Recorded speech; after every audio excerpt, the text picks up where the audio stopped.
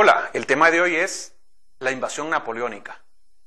Sean bienvenidos y bienvenidas. Hablemos de la invasión napoleónica. El objetivo de hoy es identificar el proceso y las características de la invasión de la Francia de Napoleón Bonaparte a España y Portugal. Los contenidos conceptuales son invasión y guerras napoleónicas.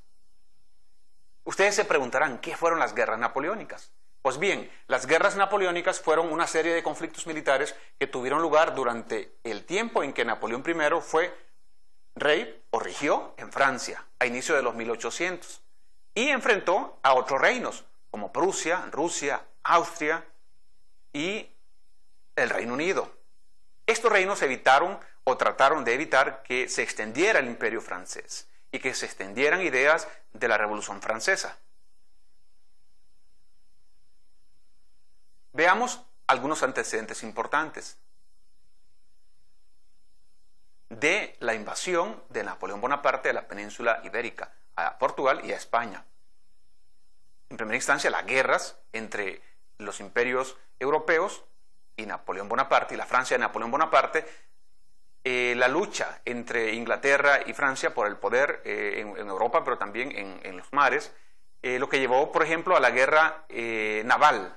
Y en la batalla de Trafalgar, el almirante Nelson, que dirigía las tropas navales de Inglaterra, triunfó sobre las tropas navales francesas, dirigidas por el vicealmirante Villeneuve, en la batalla de Trafalgar.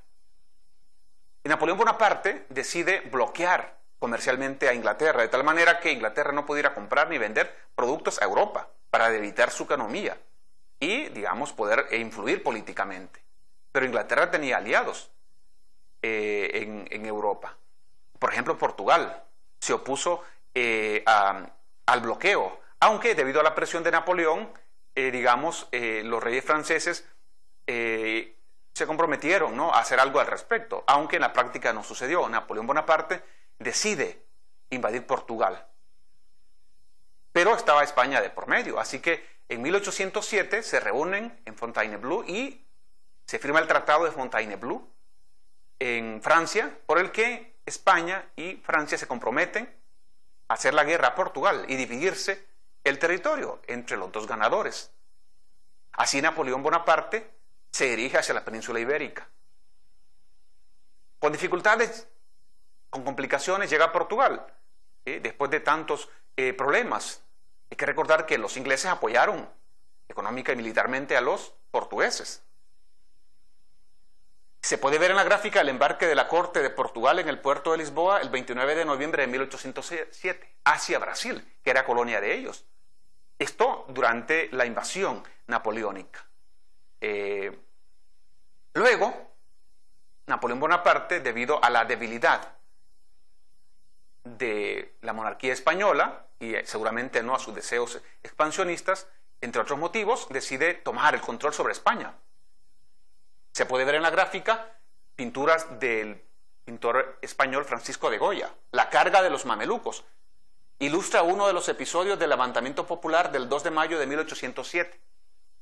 La otra gráfica, la defensa del Parque de Monteleón durante el levantamiento del 2 de mayo en Madrid en 1807. La población se levantó contra el intento de Napoleón de controlar políticamente España. Hizo a un lado a los reyes, Carlos IV y Fernando VII, y puso a su hermano José Bonaparte como rey de España. Esto causó enojo, ¿no?, en todos los sectores políticos y sociales españoles, o en la mayoría, que se rebelaron ante los franceses, los que reprimieron, digamos, a los españoles patriotas. Puede verse en la gráfica, el ejército imperial del Águila Dorada llega a España. El propio Napoleón estuvo en España. Los franceses reprimieron. En la gráfica se ven los fusilamientos de la Moncloa, o el 3 de mayo de 1808. Pero, tras la batalla de Vitoria, el 21 de junio de 1813, fueron expulsados de Francia, de España, los franceses. Veamos algunos hechos relevantes. La unidad popular española en contra de los franceses se produjo en este periodo, a través de sublevaciones en contra de las tropas francesas. Los ingleses apoyan a España Se expulsa del poder al rey de España, Carlos IV y Fernando VII. Se produce una guerra de guerrillas, ¿sí?, de los españoles en contra de Francia. Se crean las Cortes de Cádiz, que eran instituciones de españoles que buscaban, digamos, administrar la situación política en España, en ausencia del rey, y evidentemente organizarse también para expulsar a los franceses.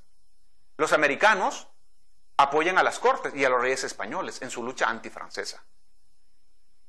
A este proceso de, digamos, lucha española contra los franceses se le llamó Guerra de Independencia Española. Veamos las consecuencias. Vuelve al poder el rey Fernando VII como monarca absoluta de España, eliminando cambios liberales de las cortes. El rey Fernando VII, cuando Napoleón y Francia se retira de España, entonces vuelve al poder, pero vuelve con mano dura, eliminando muchas medidas que las cortes habían establecido legalmente. Por ejemplo, la Constitución. América perdió por algún tiempo el liderazgo español, porque el Imperio Español estaba sin cabeza, sin dirección, digamos que era la metrópoli, España. España pierde el poder, o pierde poder en Europa y en América. Se produce el inicio de la Guerra de la Independencia Hispanoamericana. Gran cantidad de muertos y el asolamiento de pueblos y ciudades en España. Y se produce una rivalidad interna en España entre los liberales y los monárquicos. Vamos a la hora de la tarea. Discute con tus compañeros sobre las diferencias y similitudes entre la Guerra de Independencia de España y las guerras de independencia de América. Objetivo alcanzado: identificar el proceso y las características de la invasión de la Francia de Napoleón a España y Portugal. Los contenidos conceptuales desarrollados han sido invasión y guerras napoleónicas. Muchas gracias por tu atención. Hasta luego.